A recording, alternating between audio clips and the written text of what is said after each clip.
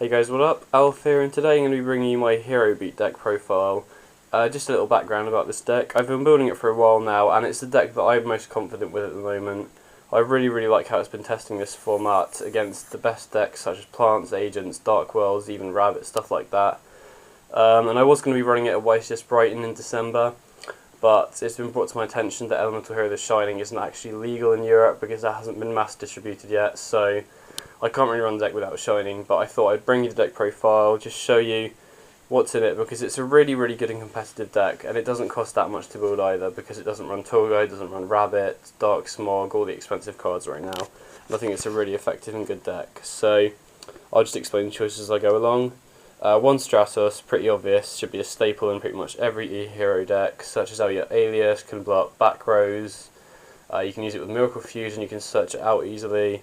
It's just a really strong first turn play, really like it. Then your Stratos searches out your 3 Neos Alius. Now this card is pretty much the key monster in the deck really. It's everything you want it to be. It's an E-Hero for Emergency Call, Miracle Fusion, it's a Light for Honest, it's a Warrior for Rota, it's a Gemini for Gemini Spark, it's a 1900 beta, which is really key because it can beat over Tengu, it can suicide into Thunder King and Doomcowl and good stuff like that. And then I take one Evocater Chavelier, I think that's how you pronounce it. But yeah, the reason I take this card is because I didn't feel that 3 Alias was enough for Gemini Spark. I felt that Gemini Spark was dead a lot of the time with only 3 targets. So I decided to add in the 4th Gemini Spark target in this. And the reason I chose to run this over any other Gemini monster is because A, it's a fire, which gives me main deck access to Nova Master through Miracle Fusion. B, it's a Warrior, which allows me to use Rota, so Rota now has a 5th target. Obviously a Gemini for Gemini Spark, and it's also a 1900, which can, as I've said, beat over Tengu, suicide into Thunder King. So it's just a really good card. I really like the 4 targets, and I don't think Gemini Spark is dead with 4, so really happy with that. Next monster, 3 Thunder King Ryo. This card is so good this format. I can't emphasise how important this card is. Just destroys Tour Guide really. If you play this first turn, they're not going to go Tour Guide first turn. If they go first and go Tour Guide into Sangan, you just go Thunder King, run over. If they set a card such as Sangan, you can just normal summon Thunder King's punch it, and then they don't get their search off. Really good first turn play against a hell of a lot of decks such as Karakuris right now because they can't search out any cards. And it also means that you can just negate their special summons into Beret and Beredo and stuff like that. It's a Light for Honest again, and it's a 1900 beta again, so a lot of big 4-star betas in this deck, which is really important. But yeah, Thunder King, really good card this format. Then I main 2 Cyber Dragons. The reason I main this card is mainly because of the popularity of Thunder King right now. If your opponent opens Thunder King, Cyber Dragon is just an instant out to it. You special summon it, and if they don't immediately negate to tribute it, you know they must have a back row to get over it, so you just attack and bait out that D-Prison or whatever. It's just good back row bait, good way to get rid of Thunder King. 2100 beta out of nowhere is pretty hard to get over, and also it just sweeps the board of Karakuri and Machina gadgets or whatever, gadgets, stuff like that, anything that runs machines. You can just sweep their board and go into Chimeratech, which is really useful to have main board. Now another tech of mine, I run 2 Penguin Soldier, and this might seem like a really odd choice, but I'll explain why. Firstly, it's a water, which gives main board access to Absolute Zero through Miracle Fusion, which you really want. You really want to be able to get into Absolute Zero, because it's a really nice card to be able to just actively get into, and it poses a threat when your opponent tries to get over it and stuff like that. The reason I run this over other water alternatives such as Ocean or Snowman Eater, Ocean I tested and I just didn't think it did enough really. 1500 is easily beaten over this format with Thunder Kings and Tengus everywhere. Pumped up Venuses after a Gachi are at 2000, so they just completely wipe it over. And you very rarely get the standby phase return of Stratos, and I have enough ways of recycling Stratos anyway, so didn't really like Ocean. And Snowman Eater versus Penguin Soldier, I just think Penguin Soldier is much better because firstly Snowman Eater has to have a face-up target, whereas Penguin Soldier can bounce face-downs. And also this format, I think, bouncing cards back to the hand or back to the extra deck is far better than just destroying a card. For example, what's it called, Lagia. You can just bounce it straight back. It's really strong against the rabbit matchup. You can bounce Synchros and everything. You can bounce Grappa back to their hand, which might seem like a bad idea, but it's better than just destroying it so they have it in the grave, because you do have outs to Grappa in this deck as well. So yeah, Penguin Soldier, I really like the tech at the moment. I think 2 is fine, it's never really dead. Now onto the one-ofs. Sorry, just giving me room over here. 1 Gorz, because it's damn good really. You really want to be running Gorz this format. It's really nice defense, it's a card to be feared. 1 Honest, because you run a lot of lights, and if you can run Honest, you really should, because it's a really nice resource to have. Just drop it out of nowhere and it often means game. Then 2 hand traps. I run 1 Maxx C and 1 Veiler. The reason I run 1 and 1 is because the way the deck is balanced, really, you don't really want to run more than 2 hand traps that work in the way that Veiler and Maxx C do. In terms of which card I think is better, I do think Maxx C is better, but I'd much rather run 1 and 1 than 2 Maxx C and no Veiler, because they both have different utility, and I just think it's really important to have the Veiler there as well, because I'd much rather negate their tour guide, for example, than just Maxx C it, because they still have the potential to go off. And again, I'd much rather Veiler stuff like Trish than just let them go off and drop a Maxx C or whatever. So that's all the monsters there. I'll just get onto the spells quickly. Sorry, just get these out of the way.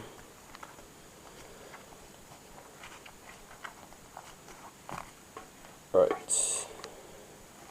The spells I run: Monster Reborn, Dark Hole, Heavy Storm, MST, Book of Moon. These are pretty much staple. Don't really have to explain those 3, or I hope I don't anyway. No, I only run 1 MST, and the reason for this is because with Gemini Spark and Sidra and stuff that's capable of baiting out or destroying back rows, I don't really think main deck you really need more than 1 MST. Sure, you can go for it if you want, but I really don't see back row as much of a threat unless you're playing against something such as TGs or Gravekeepers that go set 5 or set 4 and then say go. And Book of Moon is such a versatile card, really. You can do a hell of a lot this format. It's always been able to do a hell of a lot, but if they go Rabbit, you can just book one of their Sabresauruses or whatever. It's just a really versatile card. You can use it in so many ways. You can reflip a Penguin Soldier, you can just use it as defense. Just a lot of utility for that card, so I really like it. Then I run 3 Pot of Duality, because this card puts in so much work in the deck, really. You want to be able to search out your key cards. And also I just want to note that I've seen a lot of players who just draw Pot of Duality and play it immediately, just to try and see what they can get, whereas I think this card is much better played as, if you really need to search something, then you might play it then, but mainly just save it until you're in a bad situation or the tide of the game is starting to turn. You can then duality into a card you need. So if you start losing, or your opponent does a massive counter-attack, then being able to duality into an out is really key. So I use it as sort of a backup card, really, but it's really important to run. 3 Gemini Spark, really good card. The card in itself is a 1-for-1, but obviously you want to be activating it in response to your opponent's effect. So if you normal summon it and they bottomless your Alias, change Gemini Spark from your hand. If you attack and they deprison, change Gemini Spark from your hand. And it's just really good to be able to get that plus. Get your Alias or your Evocator into grave for Miracle Fusion, blow up their problem card and draw one. It's just really good. Then we've got 3 Miracle Fusion. This card has a lot of versatility to the deck, because you can just go into your extra deck, your big monsters in your extra deck for outs to stuff. This card is honestly the best top deck you'll ever get. It's just so good, really. Or maybe apart from Dark Hole or something like that, but it just adds a hell of a lot of options to the deck, and allows you access to the big E-Hero fusions, so pretty key. And then finally I run 1 Rota and 2 Equal. Adds consistency to the deck, allows you to search out, you've got 5 targets for Rota, 4 for Equal. If you open with any of them, then that's essentially opening with a Stratos if you want to go for the Stratos opening turn play. And it just really adds consistency to the deck, because you want to be able to go for your Stratos, your Alias, your Evocator, so that Gemini Spark isn't really dead. So yeah, that's the spells. Get them out of the way again.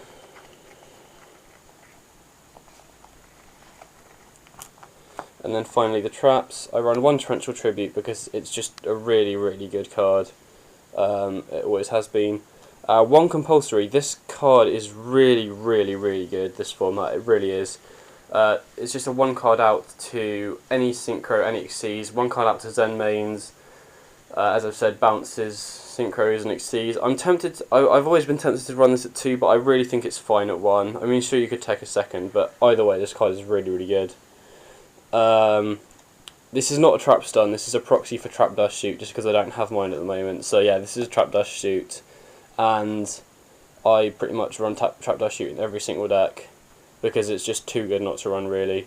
Because a lot of the good players, well, most players this format are holding more cards in their hand, playing a bit more conservatively.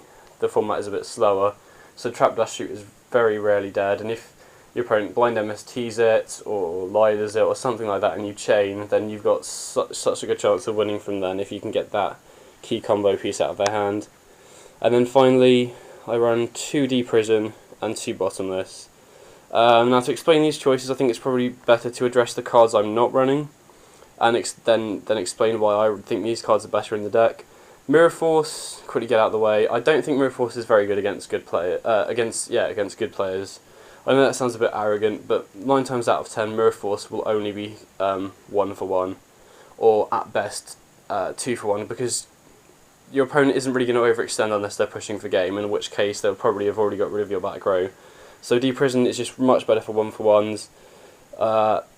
Kills Grapher, gets rid of Christia, gets rid of Hyperion, gets rid of loads and loads of really problem cards. And finally Bottomless. I think the way the format has evolved, Solemn Warning has been getting worse and Bottomless has been getting better. I wouldn't say in general that Solemn Warning is better than Bottomless, but for this deck it's much better to hit a Grapher with a Bottomless because it gets rid of it immediately, whereas Solemn Warning doesn't really do anything against Grapher. Similarly, Bottomless does the same job against Rabbit that Warning will do, really. Because it will just hit both Sabresauruses when they come out, or both Alexandrite Dragon or Cavazals or whatever it is. But personally, for me, I just did not like paying 2,000 life points for Solemn Warning. And I know Solemn Warning has always been a card that 2,000 life points is really negligible considering you're hitting the big card.